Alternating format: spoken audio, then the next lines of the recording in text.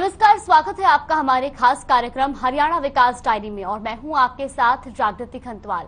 आज हम बात करेंगे हरियाणा सरकार की ओर से प्रदेश के विकास के लिए तैयार की गई परियोजनाओं के बारे में।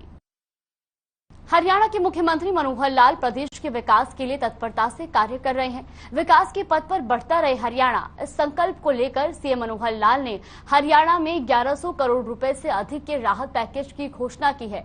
राहत पैकेज की घोषणा के साथ ई ट्रैक्टर खरीदने वाले किसानों को छूट प्रदान करने की भी घोषणा की है।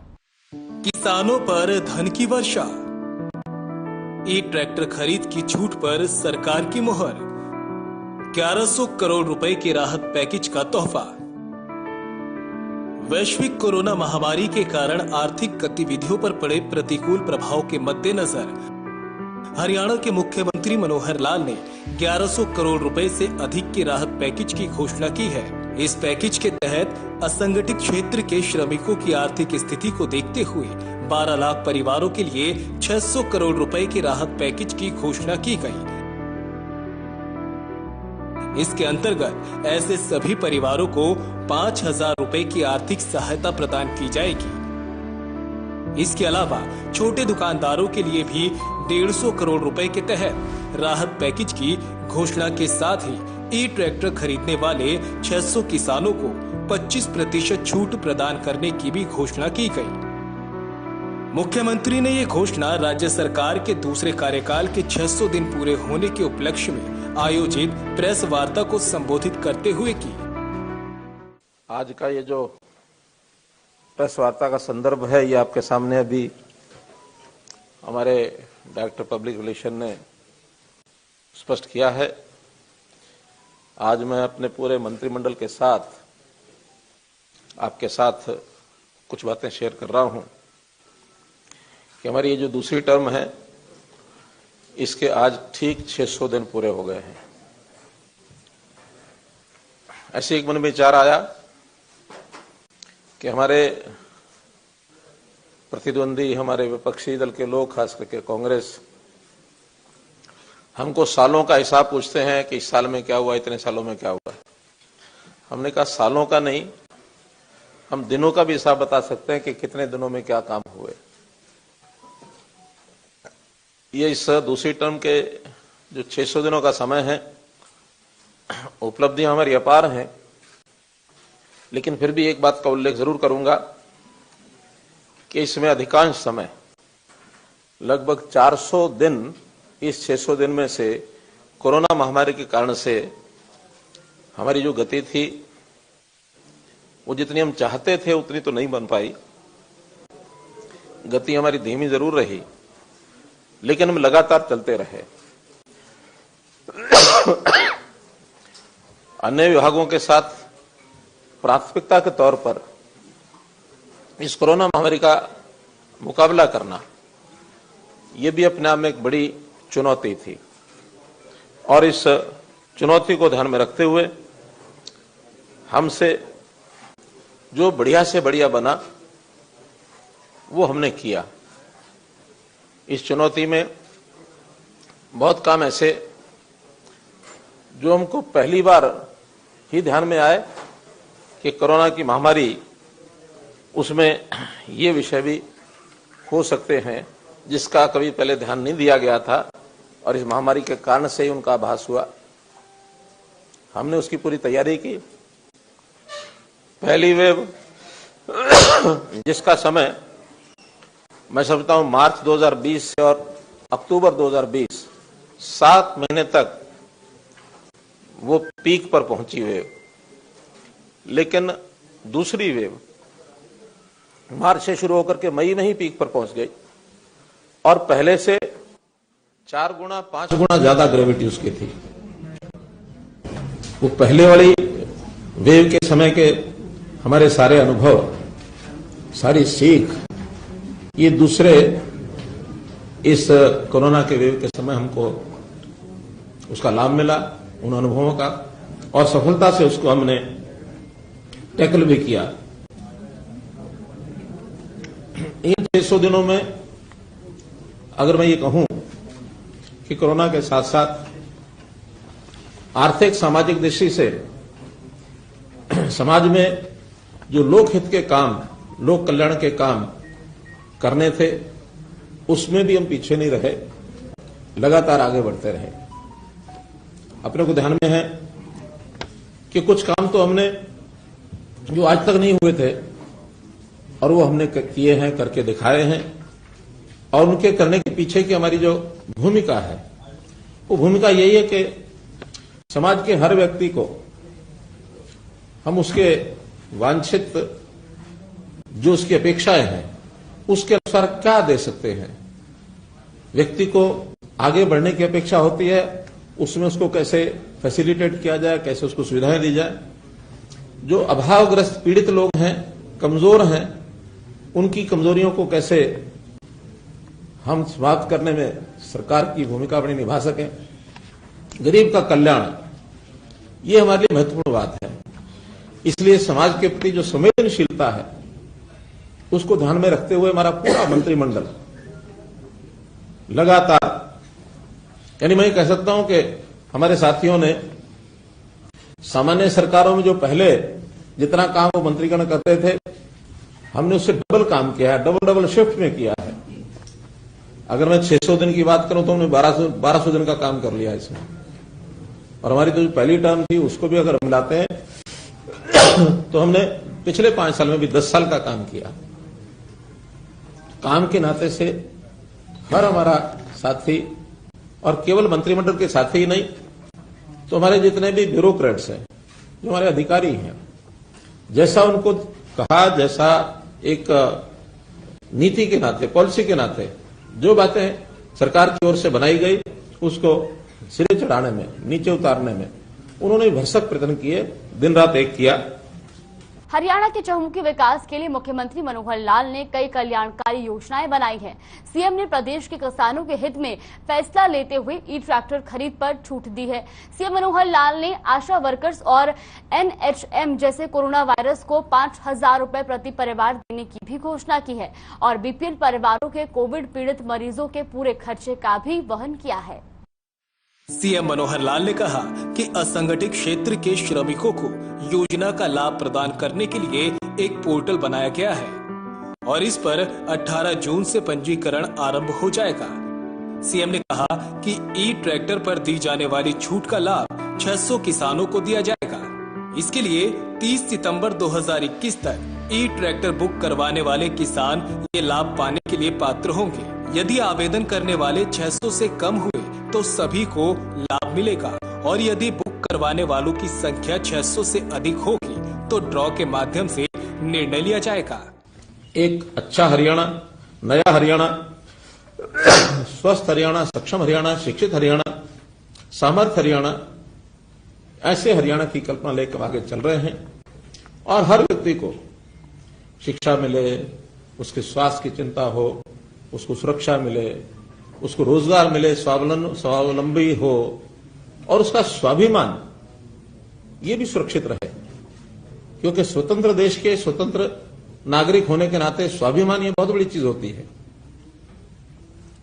किसी व्यक्ति को हाथ फैलाने की आवश्यकता न पड़े, बल्कि सरकार की योजनाओं का लाभ जो भी पात्र व्यक्ति है उसको अपने आप उसके घर तक पहुंचे। हमारी ये योजना, इसमें हम आगे बढ़ रहे हैं। सुशासन के नाते से जैसा 25 दिसंबर को हम सुशासन वर्ष, सुशासन दिवस हम मनाते हैं, इसमें भी बहुत आगे बढ़े हैं। आईटी के ऊपर आधारित सारी हमारी स्कीमें शुरू हुई हैं और इससे तत्परता बढ़ती है।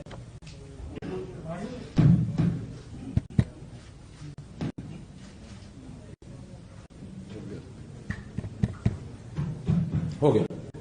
इससे तत्परता बढ़ती है, काम में तेजी आती है और कहीं ना कहीं भ्रष्टाचार के ऊपर भी लगाम लगती है। तो ऐसे हमारे सुशासन के कामों के लिए भी हम लोग आगे बढ़े हैं। चुनौती में लॉकडाउन लगे, लॉकडाउन में स्कूल बंद, दुकानें बंद, सारी चीजें बंद, सामान्यतः जीवन थम सा जाता है। जो नियमित काम है वो तो खैर होते हैं। किसान की खेती वो समय पर उगानी होती है, उगती है, उगेगी, प्रोक्योरमेंट भी होगी। लेकिन बहुत ऐसे काम हैं जो हम यानी सोशल डिस्टेंसिंग को ध्यान में रखते हुए हमें बंद करने पड़ते हैं, ताकि इस कोरोना का जो विस्तार है उसको रोक सकें, उसको फैलने से कैसे बचा सकें। तो इसकी बहुत एक बड़ी चुनौती थी हमारे सामने। लोग सर्वाइव कैसे करें, उनकी आय कैसे सुनिश्चित रहे। और इस कोरोना में तो बहुत से लोग हमें छोड़ के चले गए, बहुत बच्चे हम अपने माता पिता को खो बैठे। ऐसे जाने वालों के प्रति हमारी सहानुभूति है, हम उनको श्रद्धांजलि देते हैं।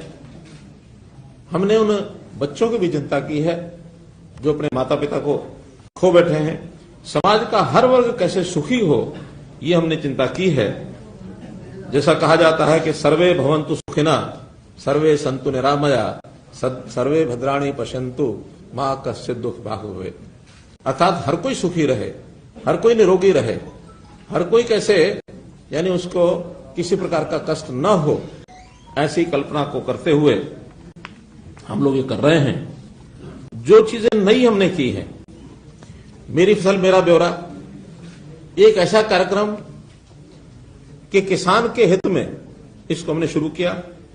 किसान का खेत, उसने क्या बोया है, बोने के बाद कितनी उसकी फसल होगी, उसकी बिक्री ठीक से टाइम से हो जाए, कोई आपदा आ जाए, उसका नुकसान हो जाए, उसके नुकसान की भरपाई कंपनसेशन ठीक से मिल जाए, और सरकार इसकी प्लानिंग भी ठीक से बना सके।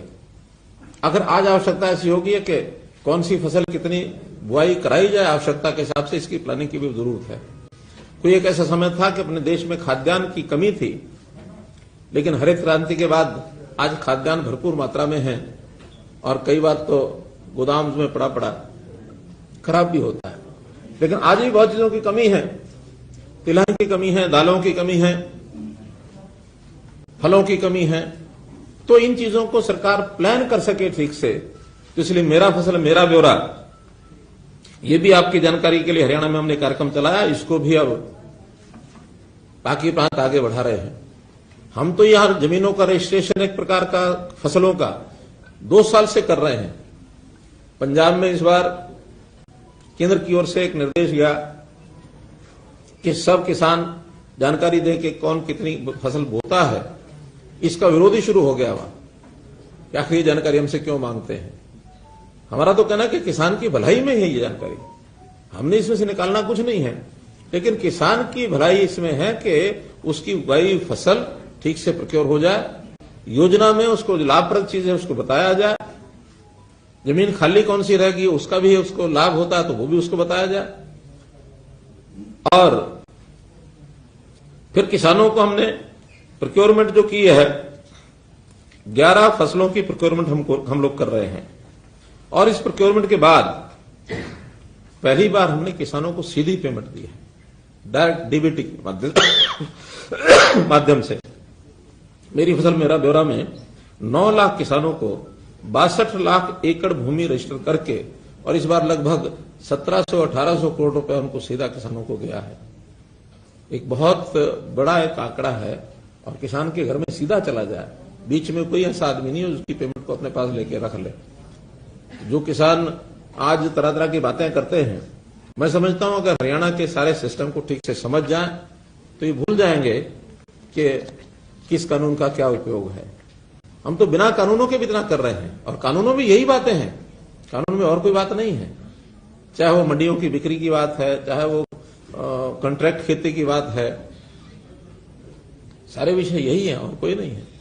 तो इसलिए इन विषयों को आगे बढ़ा रहे हैं। मुख्यमंत्री मनोहर लाल ने आशा वर्कर्स और एनएचएम जैसे कोरोना वॉरियर्स को 5,000 रुपए प्रति परिवार देने की घोषणा की।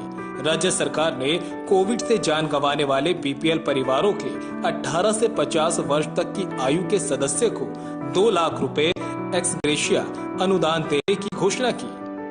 मुख्यमंत्री ने अब तक 46 परिवारों को 2-2 लाख रुपए की राशि डीबीटी के माध्यम से उनके खातों में ट्रांसफर कर इस योजना का लाभ देने की शुरुआत की है। इसके अलावा बीपीएल परिवारों के कोविड पीड़ित मरीजों को जो होम आइसोलेशन में रहे, ऐसे परिवारों को भी राज्य सरकार की घोषणा के अनुसार मुख्यमंत्री मनोहर लाल ने 2,755 परिवारों को 5,000 रुपए प्रति परिवार सीधे उनके बैंक खातों में पहुंचाने की शुरुआत की। सीएम ने बताया कि बीपीएल परिवारों के कोविड पीड़ित मरीजों का पूरा खर्च राज्य सरकार ने वहन किया है और आगे भी ये जारी रहेगा। अब मैं कोरोना के कारण से जो कष्ट परिवारों में हुआ, खास करके जो लोग हमारे बीच में से चले गए, उनका एक जो बिछोड़ा है वो हमको सहन करना पड़ा। उन परिवारों की भी आर्थिक स्थिति बिगड़ी है। कुछ लोग इलाज के कारण से उनके खर्च बहुत हुए हैं। कुछ लोगों के काम व्यवसाय, खास करके छोटा जो मजदूर, दुकानदार, ऐसे लोगों को उसका बड़ा सहन करना पड़ा है। तो ऐसे ही हमने कुल मिलाकर कुछ योजनाएं जो सोची हैं वो आपके सामने मैं जरूर रखता हूं, बाद में लिखित भी आपको सब मिल जाएंगी। सबसे पहले तो जिन के माता पिता कोरोना में छिन गए उनके लिए हमने नगद राशि, बैंक अकाउंट में राशि, और यहां तक 23 साल का कोई अनाथ हो जाता है तो उनको 10 लाख रुपए की नगद राशि भी मिलेगी। जो लोग छोड़ के चले गए और बीपीएल परिवारों से थे, ऐसे 18 से 50 साल तक की आयु के जितने लोग गए हैं, उनके लिए 2 लाख रुपए की एक एक्स ग्रेशिया राशि, ये भी हमने शुरुआत की है। आज कुछ करने वाले हैं ना उसको, हाँ, उसको अभी आज हम कुछ एक संख्या जो है, अब जितने भी आज ऑनलाइन हो पाएंगे आज करेंगे, लेकिन आज से उसको शुरू कर दिया गया है कि जितने ऐसे लोग हमें छोड़कर चले गए हैं वो अप्लाई भी करेंगे ऑनलाइन, और हम डाटा जो हमारे पास हेल्थ डिपार्टमेंट में उसमें से भी निकाल सकेंगे।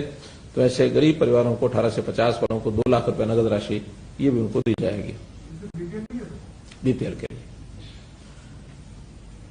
ऐसे ही जो होम आइसोलेशन में बीपीएल परिवार के जो सदस्य बीमार हुए कोविड से, उनको भी हमने 5,000 रुपया ये हर व्यक्ति को दिया है।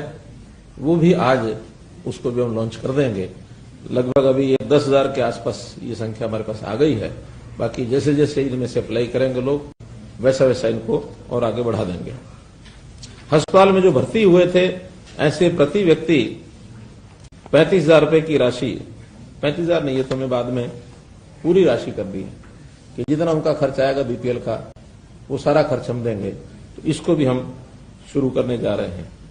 हरियाणा के चहुमुखी विकास के लिए सीएम मनोहर लाल तत्परता से कार्य कर रहे हैं। विकास के पथ पर बढ़ता रहे हरियाणा, इस कड़ी को अहम मानते हुए सीएम मनोहर लाल हरियाणा के समग्र विकास के लिए प्रदेश के कई जिलों में पहुंच रहे हैं। सीएम ने कोरोना महामारी के संकट में समय के दौरान बिजली उपभोक्ताओं को राहत देते हुए कोई सरचार्ज नहीं लिया और कोरोना महामारी के दौरान प्रभावित हुई व्यावसायिक गतिविधियों के व्यापारियों को राहत प्रदान की है। मुख्यमंत्री ने कहा कि कोरोना के संकट के दौर में बिजली उपभोक्ताओं को राहत देते हुए बिजली विभाग ने निर्णय लिया कि बिजली बिलों पर 30 जून तक सरचार्ज नहीं लिया जाएगा। इसके अलावा कोरोना महामारी के कारण व्यावसायिक गतिविधियां प्रभावित होने के कारण राज्य सरकार ने व्यापारियों को राहत प्रदान करने की घोषणा की है। सीएम मनोहर लाल ने कहा कि जिनका अप्रैल, मई और जून माह का औसतन बिजली बिल जनवरी, फरवरी और मार्च माह के औसतन बिजली बिल से 50% कम आता है, तो उन पर लगने वाला 10,000 रुपए का स्थायी शुल्क यानी फिक्स चार्ज 100% माफ किया जाएगा। जिनका स्थायी शुल्क 10,000 रुपए से 40,000 रुपए तक का है, उन्हें 10,000 रुपए तक की छूट मिलेगी और 40,000 रुपए से अधिक पर 25% की छूट दी जाएगी। पावर डिपार्टमेंट ने कुछ घोषणा की है कि जो बिल हैं जिनका फिक्स चार्जेस आता है, काम नहीं हुआ, कम हुआ तो भी मंथली चार्जेस या फिक्स चार्जेस जो लगते हैं, उनका पैमाना यह तय किया है कि अगर किसी का जनवरी, फरवरी और मार्च का जो बिल है एवरेज बिल, उससे अभी जो इन 3 महीनों में एवरेज बिल यानी अप्रैल, मई, जून, इनका एवरेज बिल अगर 50% से कम है, क्योंकि अगर 50% से ज्यादा है तो ये मान के चले कि वो काम चलता है उसका, ठीक है, लेकिन अगर बिजली बिल ही 50% से कम आया है तो मतलब उनके काम में कहीं ना कहीं अड़चन पड़ी है। तो ऐसे लोगों के लिए रियायत है कि उनका जो फिक्स चार्ज है, यदि वो 10,000 रुपया महीना से कम है तो उसको सारे का सारा रिफंड किया जाएगा, नहीं लिया जाएगा या दे दिया होगा तो रिफंड किया जाएगा। अगर 10,000 से कम है। 10,000 से या समझो 2001 से 40,000 रुपए तक अगर फिक्स चार्ज है तो उनको 10,000 रुपए एक मुश्त ये रिबेट मिलेगा, और 40,000 से ऊपर अगर है तो 25% उसका रिबेट मिलेगा। 3 कैटेगरी हो गई। 10,000 तक है तो पूरा माफ, 10,001 से 40,000 है तो 10,000 फिक्स, और 40,000 से ऊपर है तो 25%। अर्थात 40,000 भी है तो भी 25% में 10,000 हो जाता है, 44,000 है तो 11 हो जाएगा, 60 है तो 15 हो जाएगा। तो ऐसा करके एक पावर डिपार्टमेंट ने ये पिछली बार भी एक राहत दी थी, इस बार भी ये राहत उनको दी जा रही है। और साथ में ही 30 जून तक कोई इनके ऊपर अभी भार नहीं लगेगा, ब्याज नहीं लगेगा। मानो लेट पेमेंट हुई है तो उसको 30 जून तक नहीं लगेगा, 30 जून के बाद जरूर उस पर ब्याज या जो अधिभार है वो लगेगा। सीएम मनोहर लाल ने कहा कि संपत्ति कर के मामले में लोगों को राहत देते हुए साल 2021-22 की पहली तिमाही का पूरा संपत्ति कर माफ करने का निर्णय लिया गया। इससे लगभग 150 करोड़ रुपए का लाभ लोगों को होगा। सीएम ने राज्य स्तरीय कार्यक्रम में कहा कि बड़े शहरों में चौथे तल के रजिस्ट्रेशन की अनुमति भी सरकार ने दे दी है। इससे लोगों को काफी लाभ होगा। मुख्यमंत्री ने कहा कि सवारियां ढोने वाले वाहनों पर साल 2021-22 की पहली तिमाही का मोटर व्हीकल टैक्स नहीं लगेगा। इससे वाहन मालिकों को लगभग 72 करोड़ रुपए का लाभ होगा। इसके अलावा वाहनों की फिटनेस तिथि को भी 30 जून तक बढ़ा दिया गया है। इस मौके पर उप मुख्यमंत्री दुष्यंत चौटाला, गृह एवं स्वास्थ्य मंत्री अनिल विज, शिक्षा मंत्री कंवरपाल गुर्जर, श्रम और रोजगार राज्य मंत्री और खेल और युवा मामले राज्य मंत्री संदीप सिंह उपस्थित रहे। तो ये थी हरियाणा सरकार की वो उपलब्धियां जिन्होंने हरियाणा राज्य को एक नई पहचान दी है। हरियाणा के सीएम मनोहर लाल ने जो चुनाव से पहले वायदे किए थे उनको पूरा किया और भारत के मानचित्र पर एक अलग ही जगह बनाई है। फिलहाल आज के इस खास कार्यक्रम में बस इतना ही। मुझे दीजिए इजाजत। नमस्कार।